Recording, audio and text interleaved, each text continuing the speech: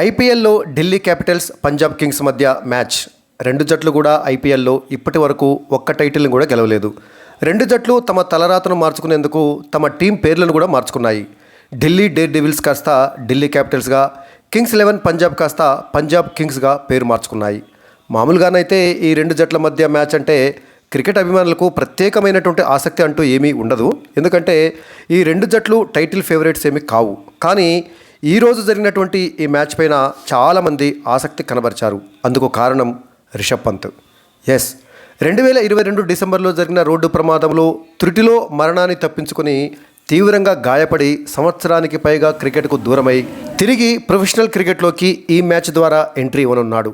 అసలు ఒక దశలో కనీసం జీవితంలో నడవగలుగుతాడా అనే సందేహం నుండి పట్టుదలతో తీవ్రంగా శ్రమించి తిరిగి క్రికెట్లోకి అడుగుపెడుతున్న రిషబ్ పంత్ ఎలా ఆడుతాడు, మునుపటిలా ఆడుతాడా అనే సందేహం అందరిలో ఉంది. అందుకే కోట్లాది మంది క్రికెట్ అభిమానులు ఈ మ్యాచ్పై ఆసక్తి కనబరిచారు. టాస్ గెలిచిన పంజాబ్ కింగ్స్ కెప్టెన్ శిఖర్ ధావన్ తొలుత ఢిల్లీ క్యాపిటల్స్కు బ్యాటింగ్ ఇచ్చాడు. ఢిల్లీ ఓపెనర్లు డేవిడ్ వార్నర్, మిచెల్ మార్ష్ ధాటిగా ఇన్నింగ్స్ను ప్రారంభించారు. శ్యామ్ కరణ్ వేసిన తొలి ఓవర్లోనే మిచెల్ మార్ష్ వరుసగా 2 4లు కొట్టగా, హర్షదీప్ సింగ్ వేసిన రెండవ ఓవర్లో వార్నర్ వరుసగా ఓ 6, ఓ 4 కొట్టాడు. రబాడా వేసిన 3వ ఓవర్లో సైతం మిచెల్ మార్ష్ ఓ 6, మరో 4 కొట్టాడు.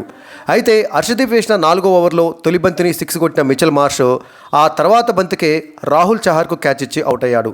దీంతో తొలి వికెట్ భాగస్వామ్యానికి తెరపడింది. వార్నర్, మార్ష్ కలిసి తొలి వికెట్కు 20 బంతుల్లోనే 39 పరుగులు జోడించారు.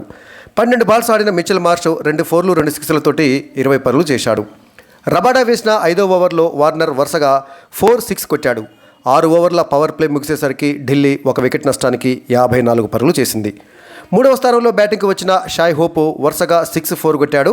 అయితే హర్షల్ పటేల్ వేసిన 8వ ఓవర్లో చివరి బంతికి వార్నర్ జితేష్ శర్మకు క్యాచ్ ఇచ్చి అవుట్ అయ్యాడు.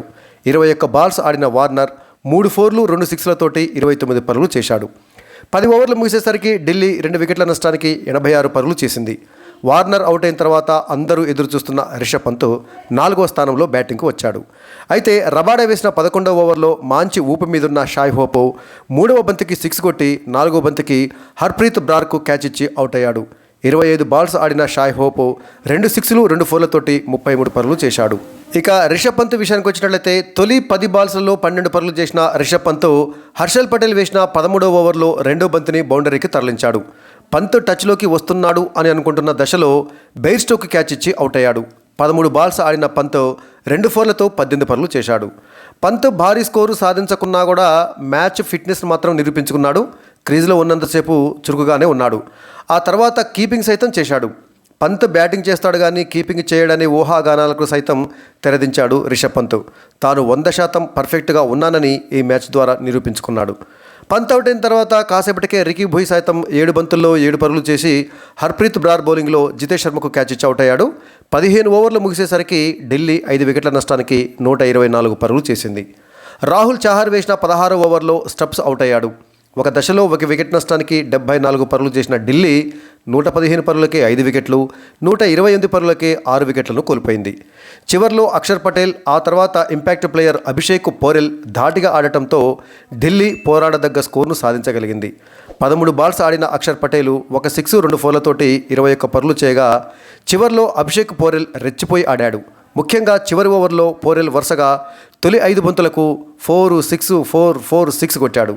చివరి బాల్కు తీసినటువంటి సింగిల్తో కలిపి ఆ చివరి ఓవర్లో 25 పరుగులు వచ్చాయి. 10 బాల్స్ ఆడిన పోరెల్ 2 6లు 4 4లతోటి 32 పరుగులు చేసి నాటౌట్గా నిలిచాడు.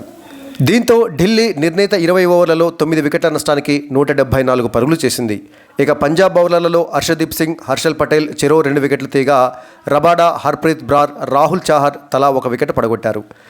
ఇక 175 పరుగుల విజయ లక్ష్యంతో బరిలోకి దిగిన పంజాబ్కు ఓపెనర్లు శిఖర్ ధావన్, బెయిర్స్టో మంచి ఆరంభాన్నే ఇచ్చారు. ముఖ్యంగా ధావన్ ఖలీల్ అహ్మద్ వేసిన తొలి ఓవర్లోనే 4 4లు కొట్టి ఔరా అనిపించాడు. అయితే ఇషాంత్ శర్మ వేసిన 4వ ఓవర్లో తొలి బంతికి ధావన్ బౌల్డ్ అయ్యాడు. అలా 34 పరుగుల తొలి వికెట్ భాగస్వామ్యానికి తెరపడింది. 16 బాల్స్ ఆడిన ధావన్ 4 4లతోటి 22 పరుగులు చేశాడు. 3వ స్థానంలో బ్యాటింగ్కి వచ్చిన ప్రభ్ సిమ్రన్ వచ్చి రావడంతో వరుసగా 2 బౌండరీలు బాదాడు. అయితే అదే ఓవర్లో 5వ బంతికి బెయిర్స్టో దురదృష్టవశాత్తు రన్అట్ అయ్యాడు. ప్రభ్ సిమ్రన్ కొట్టినటువంటి బంతి ఇషాత్ చేతికి తాగిలి స్ట్రైట్గా వికెట్లను తాకింది. అప్పటికే క్రీజ్ బయటకు వచ్చినటువంటి బెయిర్స్టో రన్అట్ అయ్యాడు.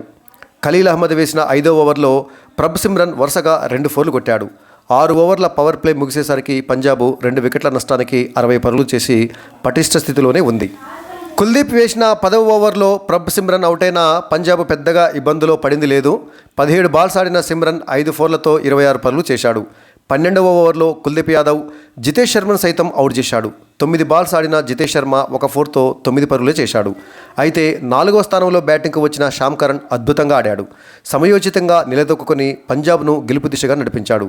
లివింగ్స్టోన్తో కలిసి పంజాబ్ను దాదాపు విజయ తీరాలకు చేర్చాడు శ్యామ్ కరణ్. చివర్లో శ్యామ్ కరణ్, శశాంక్ సింగ్ వెంటనే అవుట్ అయిన లివింగ్స్టోన్ చివరికంటా నిలిచి పంజాబ్కు విజయాన్ని అందించాడు. శ్యామ్ కరణ్, లివింగ్స్టోన్ కలిసి 5వ వికెట్కు 42 బంతుల్లో 67 పరుగులు జోడించారు. దీంతో పంజాబ్ 19.2 ఓవర్లలో 6 వికెట్లు కోల్పోయి 177 పరుగులు చేసి 4 వికెట్ల తేడాతో విజయం సాధించింది. ఇక ఢిల్లీ బౌలర్లలో ఖలీల్ అహ్మద్, కుల్దీప్ యాదవ్ చెరో 2 వికెట్లు తీయగా ఇషాంత్ శర్మ 1 వికెట్ తీశాడు. ఖలీల్ అహ్మద్ భారీగా పరుగులు సమర్పించుకోగా కుల్దీప్ యాదవ్ మాత్రం పొదుపుగా బౌలింగ్ చేశాడు. బ్యాటింగ్లో రాణించి పంజాబ్కు విజయాన్ని అందించిన శ్యామ్ కరణ్కు player of the match award లభించింది.